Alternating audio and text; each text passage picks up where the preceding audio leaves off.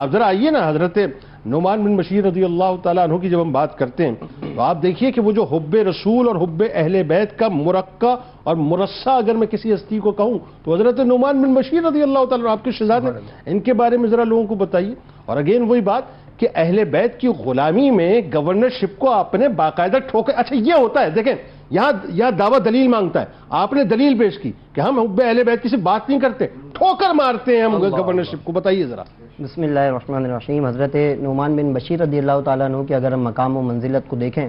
تو آپ پیدا ہوئے تو آپ کے بارے میں آتا ہے کہ انصار جب نبی کریم نے ہجرت فرمائی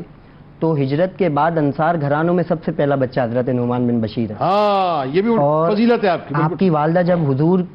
کے پاس لے کر آئیں تو حضور نے ان کو دیکھا، ان کو گھٹی جو ہے وہ دی، اور پھر حضور علیہ الصلوۃ والسلام نے ان کے بارے میں ارشاد فرمایا کہ یہ بچہ قابل تعریف زندگی گزارے گا، شہادت پائے گا اور جنت میں داخل ہوگا۔ یعنی یہ بشارت سرکار نے دی تھی، یہ بشارت دی۔ مہاجرین میں صدیق اکبر کے نواسے حضرت عبداللہ ابن زبیر رضی اللہ تعالیٰ عنہ پہلے بچے تھے، انصاریوں میں جو نعمان وہ تقریباً 6 ماہ بعد ان سے پیدا ہوئے۔ تو حضور نے یہ اچھا یہ تو اب ہو گیا تحفہ جو خالصتاً اللہ کا فضل اور اللہ کے محبوب کی نگاہ رحمت ہے۔ اب انہوں نے کیا جدوجہد کی؟ تو جدوجہد یہ کی کہ جب بڑے ہوئے تو علم فقہ آپ نے بڑا زبردست طریقے سے حاصل کیا، اور آپ کے بارے میں آتا ہے کہ باقاعدہ لوگ آپ کی بارگاہ میں آتے، آپ سے سوال پوچھتے اور آپ اس کا جواب ارشاد فرماتے، بلکہ آپ قاضی بھی تھے تو آپ جو بھی فیصلے کرتے وہ جو ہے قرآن و حدیث کی روشنی میں کرتے۔ علم حدیث کے بارے میں آتا ہے کہ اس میں ایسی کمانڈ آپ کو حاصل تھی کہ آپ کے بارے میں جو ہے وہ بڑے آپ احتیاط سے وہ منقول کرتے حدیثوں کو، لیکن اس کے بعد 124 احادیث آپ سے منقول ہیں، جن میں سے مشہور ایک تو حضرت نے اولاد کی تربیت سے بیان فرمائی، اور ایک دعا عین عبادت ہے، یہ بھی آپ کی ہی سند سے ہمیں ملتی ہے۔ اسی طرح پھر اگر آپ دیکھیں تو آپ بہترین خطیب تھے، یعنی آپ جب ممبر پر جلوہ افروز ہوتے تو آپ کے خطبات سیاست پر بھی مشتمل تھے اور آپ کے خطبات مذہبی پر بھی مذاہب کے جو اس پہ تھے اس پہ بھی مشتمل تھے۔ تو آج ہمیں اس پہ دیکھنا چاہیے کہ لوگ کہتے ہیں کہ بھئی سیاست علماء کا ڈومین نہیں ہے، سیاست در حقیقت علماء کا ہی ڈومین ہے، یہ اللہ کے محبوب علیہ الصلوۃ والسلام اور دیگر انبیاء کی جو ہے سنت ہے، لیکن وہ سیاست نہ ہو، بات یہ ہے وہ خدمت کے جذبے سے ہو۔ علم فقہ کے بارے میں موجودہ جو سیاست ہے وہ ہونا بھی نہیں چاہیے، وہ پاک سیاست ہی ہونی چاہیے۔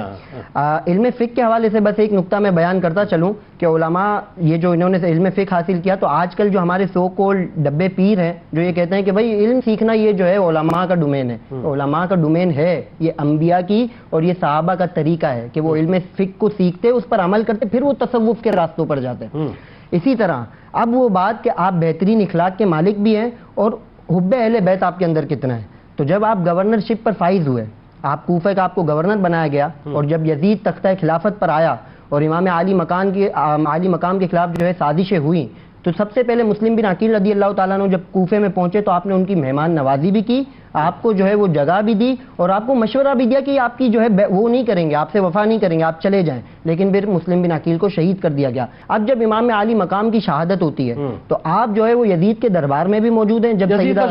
بالکل اب جب مدینہ شریف جو ہے یہ قافلہ جا رہا ہے تو اس میں بھی آپ مدینہ شریف اس قافلے کے ساتھ جو ہے وہ خاندان اہل بیت کے ساتھ موجود ہیں۔ یعنی ہم اس کو ان شارٹ اگر یوں بیان کریں کہ حب اہل بیت آپ کے اندر کتنا تھا، تو قرآن کی اس آیت کے تحت آپ بالکل اترتے ہیں، آپ اس کا مزاج ہیں کہ اللہ رب العزت ارشاد فرماتے ہیں قل لا اسألکم علیہ اجرا الا المودۃ فی القربى، کہ محبوب آپ فرما دیجئے کہ میں یہ جو دین کی تبلیغ کرتا ہوں اس پر تم سے کوئی اجر کا سوال نہیں کرتا، ہاں لیکن میری اہل بیت سے محبت کرو۔ اسی طرح اللہ کے محبوب علیہ الصلوۃ والسلام کی اس حدیث کا بھی آپ مزاج ہے کہ اللہ کے محبوب نے فرمایا اپنے بچوں کو 3 چیزیں سکھاؤ، اپنے نبی کی محبت، اہل بیت کی محبت اور قرآن کی تعلیم۔ ہم دیکھتے ہیں کہ حضرت نعمان بن بشیر اور آپ کے والد کے اندر نبی کی محبت کوٹ کے بھری ہے، اہل بیت کی محبت آپ کے اندر بھرپور ہے، ادب بھرپور ہے، اور قرآن کی تعلیمات تو تمام صحابہ میں موجود، تمام صحابہ میں اہل بیت کی محبت بھی ہے۔ بس آخر میں علماء کا ایک لطیف نقطہ بیان کرتا چلوں کہ ویسے تو صحابی ہیں، بڑا مقام ہے ان کا، حضرت اویس کرنی سے زیادہ مقام ہے جو خیر التابعین ہے کیونکہ یہ صحابی ہیں، لیکن علماء نے بیان فرمایا کہ جس شخص کے اندر حب اہل بیت ہو اللہ رب العزت ان کو اسی شان و مرتبے سے فائز فرما دیتا ہے۔ سبحان اللہ۔ اچھا اس میں ایک اور بات جو میں چاہتا ہوں علامہ صاحب اس پہ بھی اب ذرا رک کے بات کریں، آپ یہ دیکھیے کہ حضرت ابو نعمان بشیر بن سعد رضی اللہ تعالیٰ عنہ آپ کے والد گرامی، انہوں نے بھی شہادت اختیار کی،